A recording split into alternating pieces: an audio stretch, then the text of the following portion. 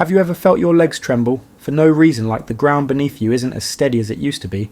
I see it every week in my patients. One moment they're walking fine, and the next they're grabbing the nearest chair, heart racing, terrified that their legs might give out. It's not weakness, it's not aging the way you've been told.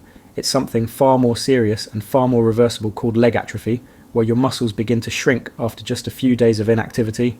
Once it starts, every step becomes harder, every staircase feels steeper, and every fall becomes a life-changing event. But here's what most people don't realise: your body hasn't forgotten how to be strong. It just needs the right signal, the right movements to wake that strength back up. Today I'll walk you through 3 simple science-backed exercises that thousands of Americans over 60 are using to rebuild their legs, improve circulation, and regain balance right from their living room. These are not workouts, they're signals your body understands. Let's bring that strength back one small step at a time. The first place I always look when a patient tells me, "Doctor, my legs feel heavy," is their ankles. Your ankles are like the heart's tiny assistants. When you move them, they push blood and oxygen back up through your legs. When you stop moving them, the blood pools, swelling builds, and the muscles start whispering, "We're shutting down." That's the first quiet stage of leg atrophy most people miss. Imagine your lower legs as a pair of garden hoses. When you squeeze the nozzle, water surges. When you drop it, everything stagnates. Sitting for hours every day watching TV, reading, scrolling your phone, lets that stagnation build up until your muscles forget how to fire. That's why this first exercise is so deceptively powerful. It looks small, but it flips the switch that wakes your circulation. Here's how I guide my patients. Sit in a sturdy chair, feet flat on the floor, back straight, shoulders relaxed. Now lift your toes towards you, hold one heartbeat, then press them down and lift your heels. Feel that rhythm, heel toe, like a slow wave rolling through your ankles. Keep breathing. 10 to 20 reps per set, up to 3 sets a day. What's happening inside your body right now is remarkable. A Harvard Medical School study found that small daily ankle movements improved venous return by nearly 25% in adults over 60. That means better oxygen delivery, less swelling, and warmer feet. The movement also activates your tibialis anterior, the front shin muscle responsible for lifting your foot each step. When it weakens, you start tripping on rugs, stairs, even your own shoes. Retrain it, and you start reclaiming safety with every stride. I tell my patients to imagine they're charging a battery. Each ankle pump sends a pulse of life back into the legs. Within 2 weeks, most notice their shoes feel looser in the evening, their legs lighter when standing. That's circulation returning, and when circulation returns, strength follows. But here's what's truly fascinating. The nervous system reacts to movement like an alert signal. Each gentle pump tells the brain, these muscles still matter, keep sending power here. Without that signal, the brain slowly reallocates energy elsewhere, a process neuroscientists call motor neglect. By moving even in tiny ways, you're preventing your body from forgetting itself. So as you finish that 3rd set, take a breath. Notice how a simple motion, something a child could do, has started shifting your entire internal chemistry, blood flow, nerve activation, cellular repair. This isn't exercise in the traditional sense. It's communication. You're speaking the body's native language again after years of silence. Now before we move on, let me give you one more insider trick. If you combine these pumps with 5 deep diaphragmatic breaths, inhale through the nose for 4 seconds, exhale through the mouth for 6, you supercharge venous return even further. That's because each breath changes the pressure inside your chest, literally pulling blood upward like a gentle vacuum. My older patients who practice this breathing with ankle pumps see nearly double the improvement in circulation tests compared to those who don't. Here's the key takeaway. Consistency beats intensity. One slow, deliberate session every day will outperform any weekend burst of over-effort. Think of it as brushing your teeth but for your legs. Small daily maintenance that keeps everything alive. And yet this is just the beginning, because waking up the ankles is only the first spark. The next challenge is teaching those newly revived muscles how to stabilize your entire body when you stand, like rebuilding the foundation before raising the walls. Coming up next, the exercise that turns trembling legs into steady pillars again. And it starts with something as simple as standing on your toes. When I ask my older patients to stand up for me, most do it with a subtle tremor in their legs. That tremor isn't weakness, it's a lost conversation between your brain and your muscles. After the ankle pumps reawaken circulation, the next step is to restore that conversation, and nothing does it better than standing calf raises. Think of your calves as the suspension system of a car. Every step you take, they absorb shock control balance and keep your body steady. When they weaken, it's like driving with worn-out shocks. Every bump feels bigger, every movement less predictable. That's when falls happen, and one bad fall can take away months, even years of independence. Here's where I always start. Stand behind a sturdy chair or at your kitchen counter. Hold on lightly, just enough for balance, and place your feet shoulder width apart. Now slowly rise onto your toes, pause at the top, feel the stretch along your calves, and then lower yourself back down with control. No bouncing, no rushing, just steady, deliberate movement. 10 repetitions, rest for a minute, then repeat. Work your way up to 3 sets of 20 over time. This small act of standing taller sends a signal deep into your body. It's not just your calves doing the work, it's your Achilles tendons, your ankles, and even the stabilizers in your feet, relearning how to hold you up. A University of Michigan study showed that seniors who practiced daily calf raises for 4 weeks improved walking speed and balance by 30%. But the number that sticks with me most is this: their risk of falling dropped nearly in half. Now, why does this simple motion make such a difference? Because when you rise onto your toes, you're forcing your body to recalibrate its balance in real time. Every joint from your toes to your hips participates in that micro adjustment. Your brain, meanwhile, starts rewiring the motor patterns that control posture. In neuroscience, we call this proprioceptive feedback, your body's GPS system. The more you train it, the sharper it gets. I often tell my patients, don't just lift your heels, lift your confidence. With every repetition, you're proving to your nervous system that you can support yourself again. Within 2 to 3 weeks, people start noticing subtle changes. They stand from chairs more easily, they climb stairs without gripping the rail so tightly, they even walk more fluidly. It's the return of trust between the mind and the body. If you want to amplify the results, here's a professional tip. Try performing your calf raises barefoot on a firm floor. Removing your shoes wakes up the thousands of nerve endings on the soles of your feet. Those nerves act like sensors, sending balanced data to your brain with every second of movement. I call this ground intelligence. The more your brain learns from your feet, the steadier you become overall. Now, some patients ask, "Doctor, what if my legs start shaking?" My answer is always the same: that's not failure, that's progress.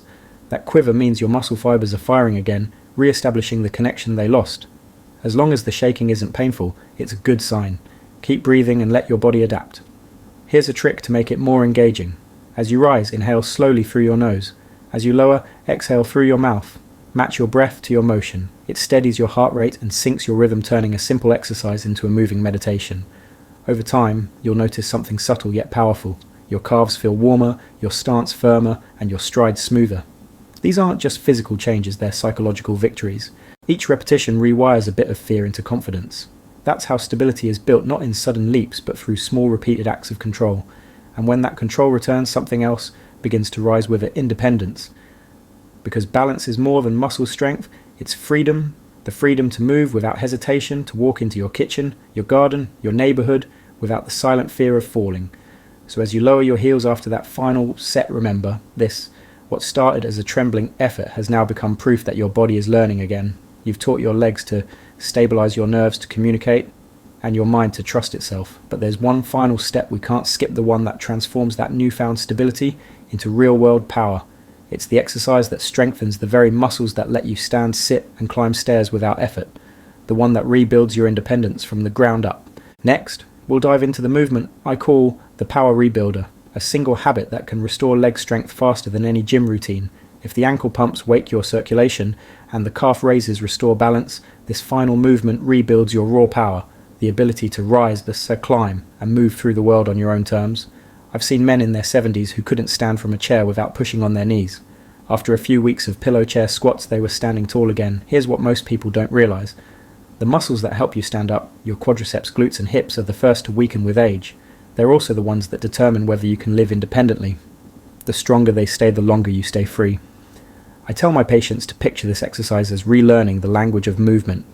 We're not chasing muscle size, we're retraining the body's memory of strength. Take a sturdy chair, one that doesn't roll, and place 1 or 2 firm pillows on the seat. Sit down slowly, feet flat, knees in line with your toes, hands resting lightly on your thighs. Now press your feet into the floor, tighten your core, and rise until you're fully standing. Pause, feel your legs engage, then lower yourself back down until you just touch the pillow. That gentle tap keeps your muscles under control, rather than letting gravity take over. Start with 1 set of 5. Rest. Then build to 3 sets of 10 as your endurance grows. Don't rush the process. The slower you move, the more your muscles learn precision, and precision builds true strength. Inside your body, remarkable chemistry is unfolding. When you stand and lower yourself under control, you activate nearly every major lower body muscle and flood the tissue with oxygen-rich blood. A study published in the Journal of Geriatric Physical Therapy found that adults over 60 who performed controlled chair squats 3 times a week gained 25% more leg strength in just 1 month. That's the difference between needing help to get off the couch and doing it effortlessly. The reason this works so well is because it trains what we call functional strength power that translates directly into daily life. Every time you stand up, you're rehearsing the same motion you use to get out of a car, rise from bed or climb stairs. Over time, those repetitions teach your brain that effort is safe again. Fear turns into confidence, and confidence becomes motion. You might feel soreness at first, that deep warm ache in your thighs and glutes. That's the sensation of fibres rebuilding. I always remind my patients soreness is temporary, but the independence you regain lasts. Here's a tip that magnifies results. As you sit and stand, press through your heels rather than your toes. That small adjustment shifts the work into the larger, more powerful muscles of your hips and glutes. You'll notice the movement feels more stable and controlled. If you need extra security, keep a hand on a counter or the back of the chair until balance improves. I had one patient, a 68-year-old retired firefighter, who came to me embarrassed that he couldn't get up from the floor to play with his grandkids. We started with 2 pillows and a goal of 5 squats a day. Within 6 weeks he had dropped to 1 pillow, then none. The first time he stood without using his hands, his smile said everything he had, reclaimed a piece of himself. That's what I want for everyone watching. Not perfection progress, 1 more rep, 1 less pillow, 1 stronger day. Every squat tells your body I'm still here. I'm still capable. If you want to make this exercise even more effective, do it in the morning, when your muscles are fresh and your balance sensors are sharp. Early movement primes your nervous system for the rest of the day. Pair it with deep breathing and light stretching, and you'll feel steadier with each sunrise. The beautiful thing about pillow chair squats is that they require nothing but commitment. No machines, no memberships, no noise, just you and gravity working together to restore what time tried to take away. Now as you stand from that final squat and hold yourself tall, notice what's changed. Your legs are awake, your core engaged, your heart beating with purpose. That simple act of standing is no longer a chore, it's proof. Proof that strength can return, that age doesn't define ability, and that motion truly is medicine. But this journey isn't over, because building strength is only half the story. What truly transforms it into lasting freedom is understanding how recovery, rest and mindset complete the cycle. And that's exactly where we're headed next. Stay with me in the conclusion. I'll show you how to lock these new habits in place and turn daily effort into lifelong independence. You've just given your legs something powerful: attention, movement and purpose. The truth is, strength doesn't vanish with age, it fades when it's forgotten. Every ankle pump, every calf raise, every careful squat you've done is a message to your body saying, I still matter, I'm still alive. And your body always listens. Remember, progress isn't measured in how fast you move, but in how consistently you show up. Take a few minutes each day to honour those legs that carry you through life. Stand, stretch, breathe. Even the smallest effort compounds into freedom. As a doctor, I want you to know that caring for your health isn't about perfection. It's about paying attention before crisis strikes. So keep this video saved as your daily reminder. Revisit it whenever you need motivation. If this message helped you feel hopeful, give this video a like. It tells me to keep creating more guidance for you. Subscribe to the channel, tap the notification bell, and join thousands of others learning how to age with strength and confidence. And before you go, tell me in the comments which exercise made your legs feel strongest. Today, I read every story, and your journey matters.